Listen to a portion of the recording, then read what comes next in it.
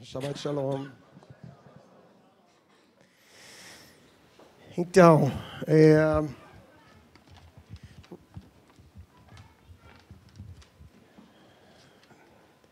chega Shabbat, a última coisa que a gente quer falar é sobre aquilo que todo mundo vive falando.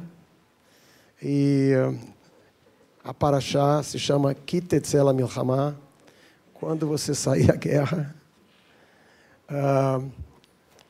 Então, como falar sobre isso, né? Como dar volta sobre isso, se nós estamos aí num momento difícil, em pleno ainda guerra, né? Obviamente a Parashá ela está falando sobre cuidados que você tem que ter quando você está nesse lugar tão complexo que é esse lugar limítrofe da guerra. Já na Parashá da semana passada, a gente já falava um pouquinho sobre isso, que aqueles que são convocados, se tivessem filhos, né, se as mulheres estivessem grávidas, né, a pessoa era isenta ali do serviço militar, se ela estivesse construindo a sua casa, a primeira casa, havia todo um código de quem podia ser alistado, né, durante esse momento de guerra. E na nossa Parashá, ela abre justamente quando você estiver numa situação de guerra e vem uma espécie ali de manual, né, digamos assim, de tentar resgatar alguma humanidade no meio de uma situação tão difícil como é uma guerra, onde você basicamente libera as pessoas de todos os mandamentos mais básicos, né, inclusive entre os 10 mandamentos, não matar, etc. Todas essas questões que, não todas, obviamente, você não deve continuar roubando, etc. Todas essas outras questões valem, mas você está num lugar muito limítrofe. Mas eu queria falar, obviamente, não sobre, num Shabat, falar sobre isso especificamente, apesar de ser a temática da própria Parashá, mas queria falar sobre 2 elementos que aparecem aqui nessa Parashá e que talvez nos ajudem também a pensar um pouquinho esse momento que a gente vive e que é tão presente aí na nossa realidade, e que tem a ver com 2 elementos que parecem totalmente distanciados desse tema principal de abertura da Parashá, que são, primeiro, que talvez sejam aqui duas dicas ou 12 apontamentos importantes, tanto para uma questão de divisão interna, quanto para uma questão de como lidar com situações externas. A primeira coisa que aparece nessa Parashá, aparecem as leis que são Isur Kilayim. Não sei se vocês lembram o que é isso. É uma estranha preocupação que a tradição judaica tem de você não misturar coisas, né? E aparecem basicamente 3, são 4, na verdade, Kilayim, né? 4 áreas onde você não deve misturar coisas. Quais são essas coisas? E cada uma delas tem a ver com uma divisão que existe no judaísmo, que é Domem, que são as coisas inanimadas, Tzomer, que são as coisas vegetais, as coisas animais e as coisas humanas, nessa construção quase aqui, não sei se pensar hierarquicamente, mas são reinos que a gente divide, a própria biologia tem esses reinos diferenciados aí pelas diferenças que provavelmente esses grupos têm. Mas quais são, então, as proibições nesse lugar inanimado? Alguém lembra? Os tecidos, você não pode misturar lã e linho, né? Até hoje, né, em grupos mais ortodoxos, você compra uma roupa, você leva para um laboratório de Shatnez. Shatnez é essa proibição de mistura, e eles fazem lá uma análise do tecido, né, e dizem se está ok, se é kasher, né, aquele seu vestido, aquela sua roupa que você comprou. Na área de Tzomer, que são as coisas vegetais, você tem uma proibição de misturar sementes. A gente não deveria misturar vários tipos de semente, essas coisas que a gente faz hoje, em que a gente, todas essas tangerinas, né? Tudo isso que a gente vai inventando, e ainda bem que os japoneses não pensam nisso, né? E eles fazem todo tipo de híbridos, mas, de novo, a tradição judaica proíbe isso, e a gente tem isso também na dimensão vegetal. Na dimensão animal, vem na nossa paraxá uma outra forma de kilayim, que é você não pode botar para trabalhar animais que são diferentes.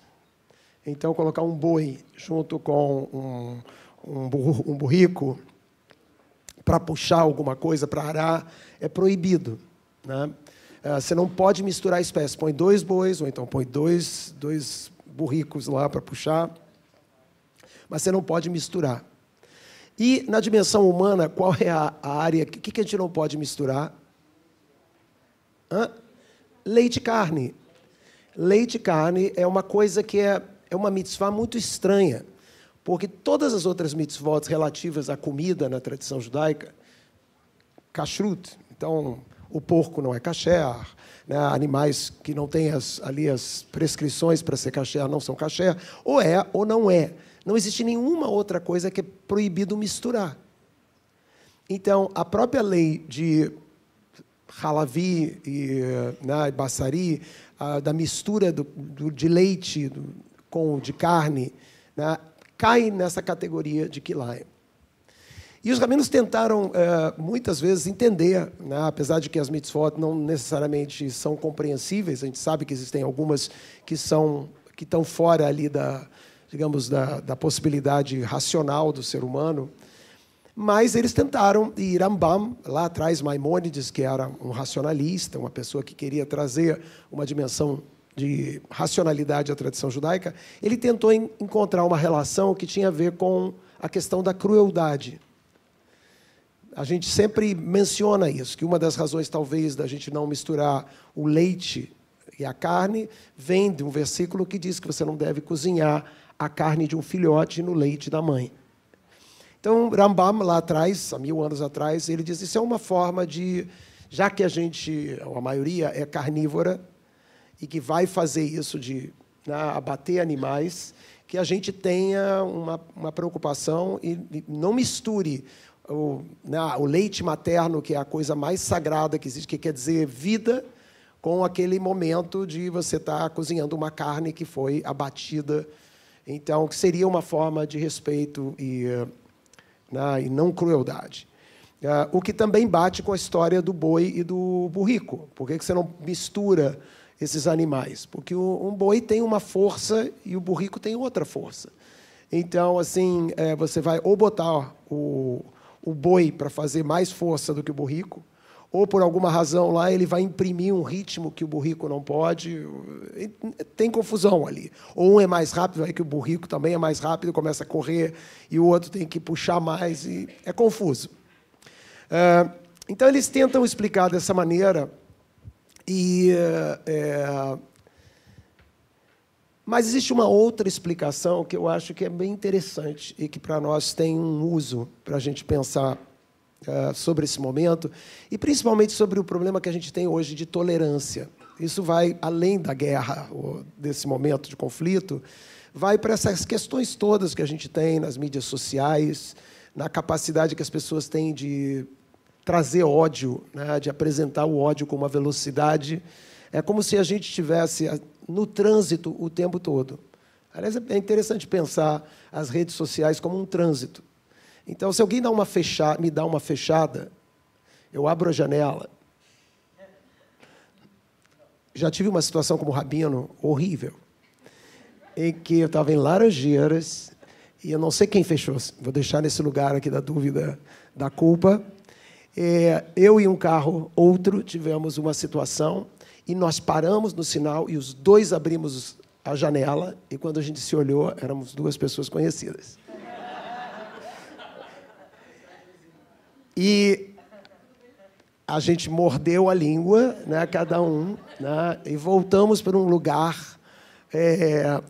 E cada um, depois a gente se ligou e disse, cara, que louco, né? Eu estava pronto para te matar.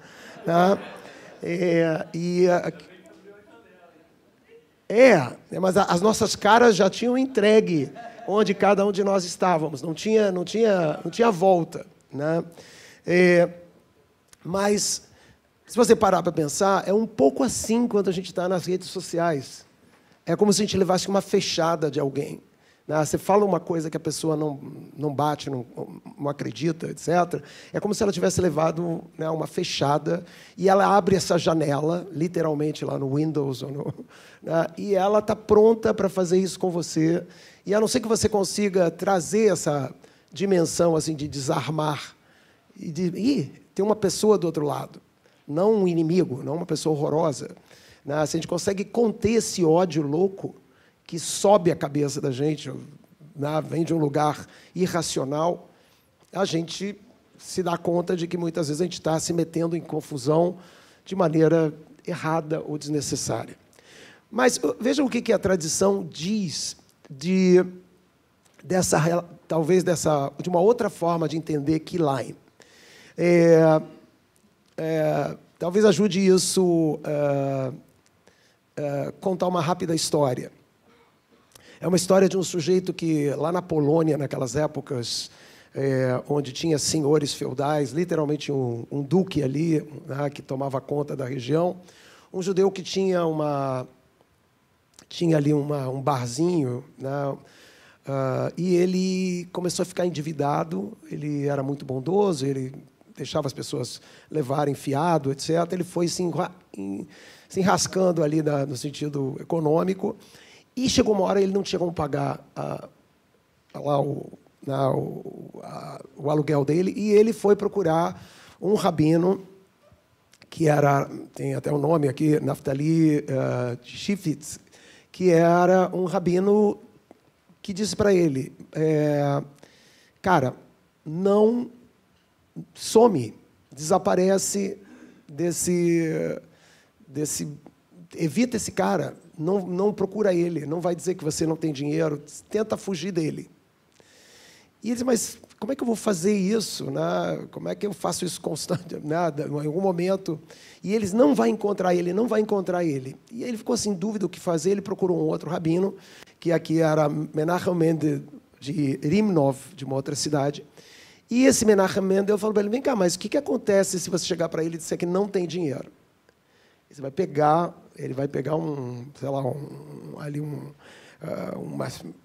madeira, alguma coisa, ele vai me bater, eu vou apanhar. Era assim que era mesmo. Você não pagava, você levava uma surra. Eu vou levar uma surra. Ele falou para ele, cara, mas também você vai morrer dessa surra, vai lá, toma essa surra, e é o que eu te aconselho. Ele ficou meio assim, e lá foi ele, e ele se apresentou para o sujeito, ele falou, olha, não tenho como pagar um mês. O cara não pensou duas vezes, ele pegou lá um porrete lá e começou a bater nele. E começou a bater, ele começou até a sangrar, não sei o quê. No que ele está batendo, ele parou e disse, caramba, o que eu estou fazendo? A vida inteira você me pagou, sabe? E eu estou aqui batendo em você, você é um bom inquilino. Quer saber? Vai trabalhar, recupera o teu dinheiro e me paga quando você puder. É importante que você comece a trabalhar e vá fazer o teu trabalho. E ele ficou, bom, resolvi. E ele voltou para esse rabino que tinha dito para ele, vai lá e toma a surra. E ele disse, pô, olha o que aconteceu. Você me falou para tomar a surra, eu tomei a surra e resolveu o problema. E ele disse, mas você lembra o primeiro rabino que te mandou não ir? Ele sabia a mesma coisa que eu sabia. Só que ele não tinha a personalidade desse rabino, era uma personalidade de Hesed, era uma pessoa muito bondosa. E pessoas bondosas, ele nunca poderia te sugerir para ir lá e tomar uma surra. E eu sou uma outra personalidade, mas ele sabia igual a mim, ele só não conseguia fazer o que eu te sugeri fazer nessa situação. E por que eu estou dizendo isso? Que para a tradição judaica existem realmente duas categorias, duas maneiras da gente ser, que mais ou menos separam a humanidade. Eu até uma vez escrevi um livro, né, que se chamava Alma e Política, que falava que as pessoas se dividem em dois grupos. Um que é de Hesed, pessoas mais lenientes, que têm uma natureza de serem pessoas mais deixa, não quero, não vamos brigar, não vamos, né? São pessoas assim mais da paz, que gostam mais dessa. E essa é uma natureza. E tem gente que é mais gevurá, é mais rigorosa, que quer enfrentar as coisas com enfrentamento, com uma outra pegada. E as pessoas têm essa natureza. Então, uma das leituras que a tradição faz dessa lei de Kilayim é da gente entender que tem coisas que você não pode misturar. Porque um boi, que se ele estiver ali incomodado, tu vai sair correndo e vai ter que pular a cerca. É muito diferente de um burrico. Um é Hesed, tem animais que são Hesed. Pega um coelhinho, vou perguntar para vocês, um coelhinho é Hesed ou é Gevurah? Um jacarezinho, é Hesed ou é Gevurah? Então, existem animais que são, por natureza caçadora, por questão de rapina, do que for, nenhum é melhor do que o outro. Eles não são, um é malvado e um é bonzinho. Nós fazemos essa construção, mas não é. Eles têm uma natureza, e essa natureza é deles. Então,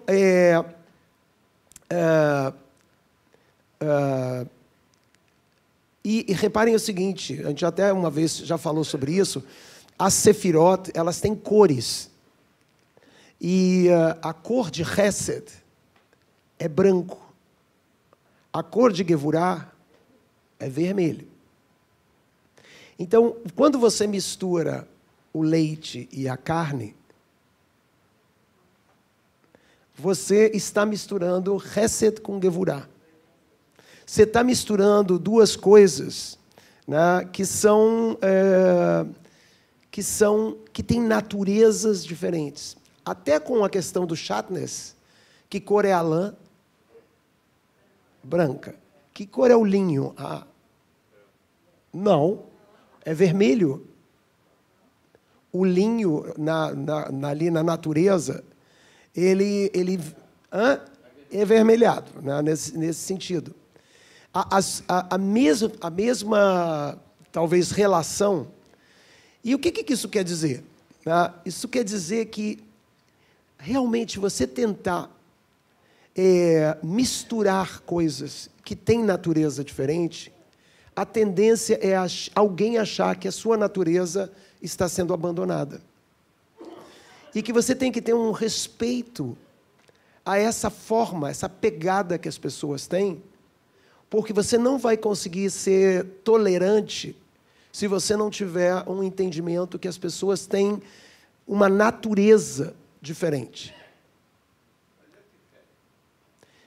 A história, quem está fazendo esse curso lá comigo na quinta-feira, quem é Jacó é uma tentativa de juntar Jacó, que é Hesed, no sentido, ele era uma pessoa das tendas, que era um civilizado no sentido mais assim, paz e amor, com Esaú, que era um caçador avermelhado. Né? Então, a junção desses dois, porque lá a gente está trabalhando isso, não existe Jacó só o bonzinho. Tem um outro lado que ele quer ocupar Jacó e ele não consegue ocupar. Mas nós não vamos tentar, nesse momento, sermos Tiferet, que é uma mistura dessas duas coisas, que é dificílima, e ele mesmo, muitas vezes, continua sendo chamado, tanto Yaakov, que é esse homem soft, light, e também é chamado de Israel, que é aquele que briga com Deus. ele não consegue manter essas duas coisas, é um problema para ele.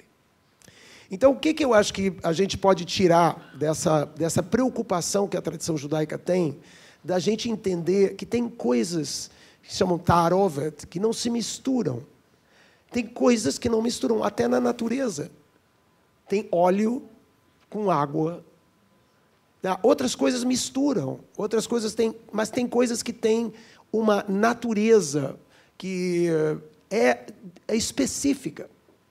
Então, se a gente parar e pensar que as pessoas são, por natureza, alguns lenientes, seja lá por que isso acontece, se é a formação, se é a experiência que você teve naquela fase de formação como criança, até você ter conceitos muito já definidos, seja lá quando isso acontece, quem sabe a tolerância tem que reconhecer isso, que existem grupos, a gente sempre trata isso como bolhas, e a gente trata isso de uma maneira muito ruim, e diz assim, está todo mundo na sua bolha, falando com todo mundo ali. Claro que se todo mundo ficar falando com a sua bolha e a outra bolha, a gente vai viver num eterno fla-flu. Mas será que a ideia romântica que a gente tem, de misturar, vamos ao Maracanã todo mundo, e a gente tira aquela barreira entre o Flamengo e o Fluminense e propõe a eles para torcermos todos pelo jogo, por uma qualidade de jogo.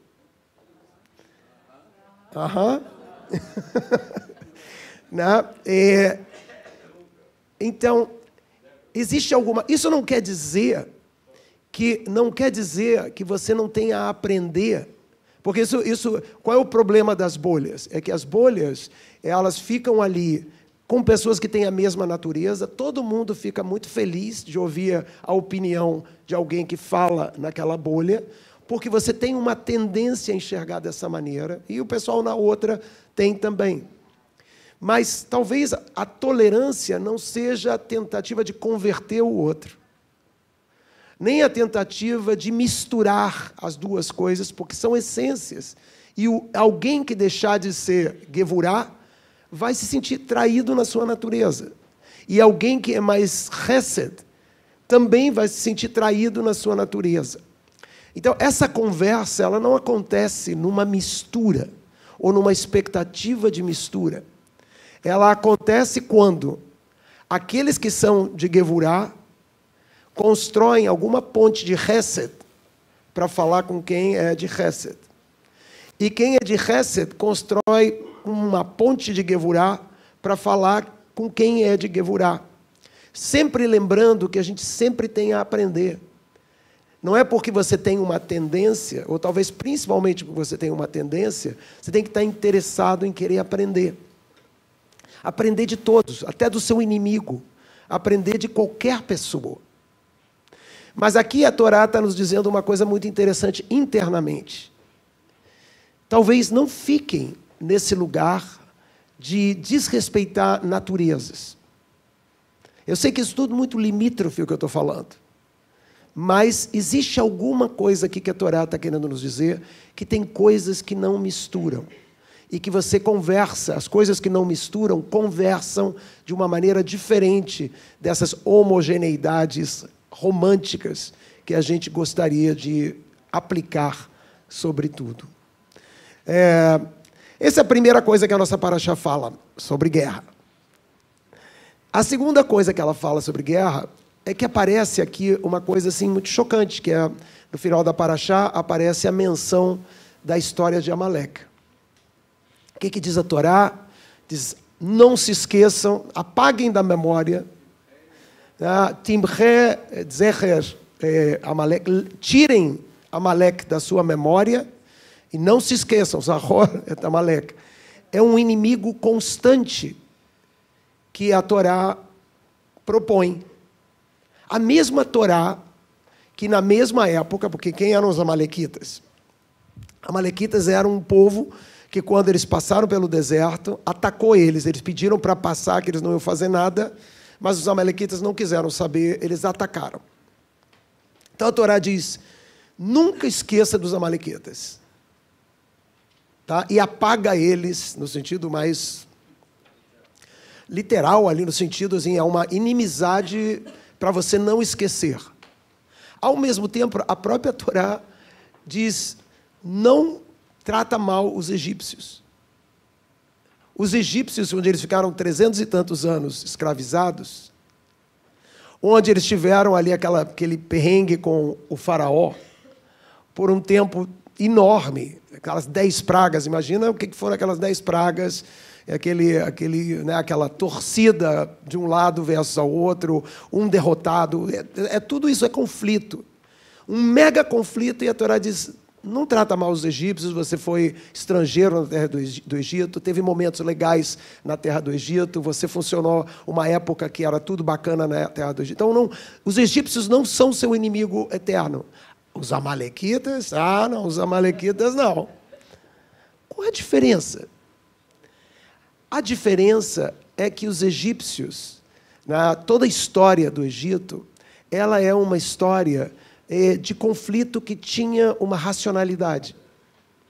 Os egípcios, a gente não lê isso na Torá, mas antes um pouquinho da história, quando o faraó manda matar não os primogênitos, os varãos judeus, é porque eles tinham acabado de sair de uma situação dramática com os hititas. Eles tinham, naqueles séculos onde acontece a história dos hebreus, eles tinham ali uma vulnerabilidade, acabaram de ter sido invadidos e conseguiram expulsar os hititas ali do Egito. Então, todo o medo do Egito, que era racional, havia uma lógica, havia um interesse, havia alguma coisa muito clara, é essa inimizade que é momentânea. Com os amalequitas, não. Os amalequitas, eles não têm razão nenhuma para atacar.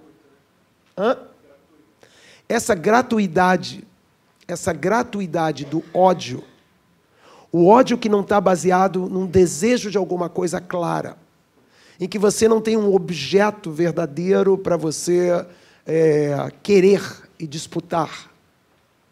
É essa, talvez, a menção que a Torá esteja fazendo. Nesse conflito que a gente está vendo,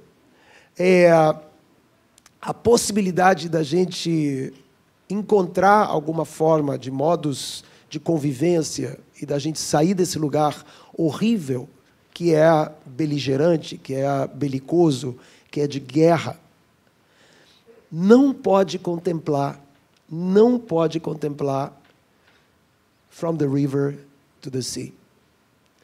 From the river to the sea, independente de qualquer justificativa, essa ideia de uma totalidade, e vale também para radicais do lado nosso, tá? Essa ideia de que o outro é varrido, em que não tem espaço, o espaço é todo ocupado, essa não é uma ideia de um conflito que esteja nesse lugar da inimizade. Esse é um conflito que contém ódio, para qualquer lado que ele venha. Quando o outro não pode ser concebido ali, e você não consegue materializar o que você quer, o que você verdadeiramente quer, você despenca mais para o lado dos amalequitas do que dos inimigos momentâneos como foram os egípcios. E esse é o meu temor muito grande, de que para nós, e lá do outro lado isso também funcione de forma semelhante, que nós estejamos percebendo na questão dos palestinos e tudo mais, amalequitas, pessoas que não estão querendo verdadeiramente uma negociação para atingir um objetivo que é de resolução de um conflito, mas que estão apostando muito no ódio, na construção de um ódio, até um ódio que se torna reconhecido universalmente, até porque a gente vê muitas dessas passeatas que seriam totalmente legítimas. Se eu não fosse judeu, talvez estivesse numa delas. Mas elas não são legítimas quando as pessoas estão odientas, quando elas estão cheias de ódio, quando aquele ódio é uma tentativa realmente intolerante de fazer um outro que tem uma outra perspectiva migrar, abandonar, sair da sua visão. Essa é uma inimizade que contempla ódio. E ódio é se de baixar a janela. Ele é louco.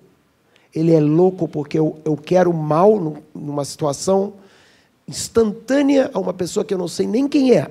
Que quando eu baixo a janela, eu digo, eu conheço. É humano.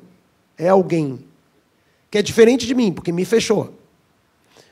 Mas eu sei reconhecer a fronteira entre eu e essa pessoa que, para mim, estava totalmente excluída, né? E eu pronto para entrar num conflito total. Então, é muito importante aqui os dois toques que essa paraxá, sem falar de guerra nenhuma, falando de cuidado para não misturar.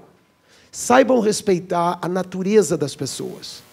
Nessa coisa de esquerda e direita, tem natureza, tem pegada de vida, tem um olhar de vida das pessoas.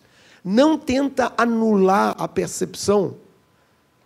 E eu vejo muito isso. Pessoas de direita tentando chegar para as pessoas de esquerda e jogar para elas toda uma construção de mundo que justifica uma visão de rigor. E pessoas que estão no lado da esquerda quererem fazer goela abaixo de pessoas que vivem a partir de uma dimensão de rigor, toda uma percepção mais amorosa, mais liberal, mas assim, mais no sentido assim, de generosa, né, carinhosa. Ninguém está errado. Tem alguma coisa das naturezas que servem, que funcionam, que foram trazidas por alguma razão. E a gente tem que internamente aprender a conversar, porque a tolerância, ela é o reconhecimento de que tem alguma coisa que talvez você não possa mudar na percepção do outro. Não é ser tolerante para mudar o outro. É tolerante para aceitar que talvez você não tenha que se misturar em certos níveis, porque tem coisas que vão ficar insuportáveis para você olhando o mundo de uma maneira que você não acredita. E que talvez se justifique as pessoas muitas vezes estarem, não para se isolarem e para ficarem donas de uma verdade, mas saberem administrar como adultos o respeito à sua própria natureza, porque o dia que a sua natureza é atacada, você vira bicho. E, ao mesmo tempo, jogar pontes e aprender a fazer pontes para conversar com essas outras visões de mundo, que é juntos que a gente vai construir, se Deus quiser, mesmo que a gente fique cada vez mais